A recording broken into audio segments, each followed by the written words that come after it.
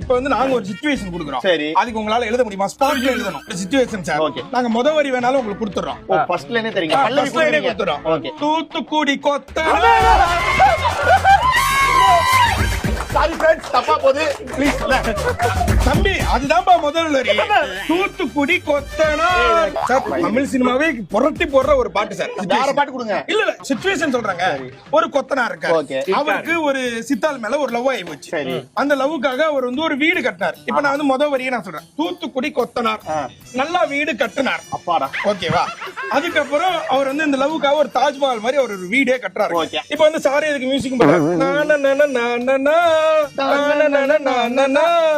ஐயோ எங்கால டியூன் கொடுத்தாலும் எழுத மாட்டாரு. எழுதிட்டு இஷ்டத்துக்கு டியூன் போட்டுருக்காரு. கொடுத்தா எழுதிடுவானா அவன்? என்ன நினைச்சிட்டு இருக்கீங்க சார்? யாரு கவிஞர் இல்ல கூட்டு வந்திருக்கீங்களா சார் கவிஞர்?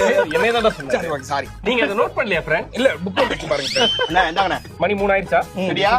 எல்லாரும் தூங்குனதுக்கு அப்புறமேட்டு அதெல்லாம் பிராக்டிஸ்லாம் பண்ணிட்டு தான் எழுதுவாரு.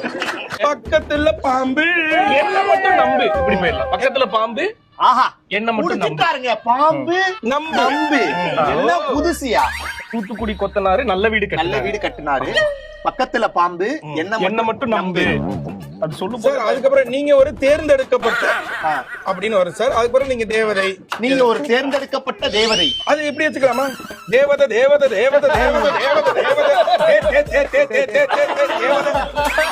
சார் சும்மா வரும். தேவதை உடனே தேடி வந்தேன். தேடி நீ வந்து கேட்காம என் அன்பை தந்த. எப்படி சார்? தம்பி நோட் அவர்கிட்ட கொடுத்துருங்க. அதுக்கப்புறம் வாங்கிடு. பெண்ணு அவர்கிட்ட. நான் சொன்னதான் சார் எழுதுறாரு. யோசிச்சலாம் எழுதுல. லாஸ்ட் லைன் குடிச்சோம் சார். இப்ப நீங்க இம்ப்ரெஸ் ஆகுறீங்க. நம்ம கட்ட போறோம் வீடு. நம்மள சேர்த்து வைப்பான் அந்த காடு. போதும் ரியோ எழுதுனது மூடு. அப்படின்னு யாரும் சொல்லக்கூடாது. சொல்லக்கூடாது.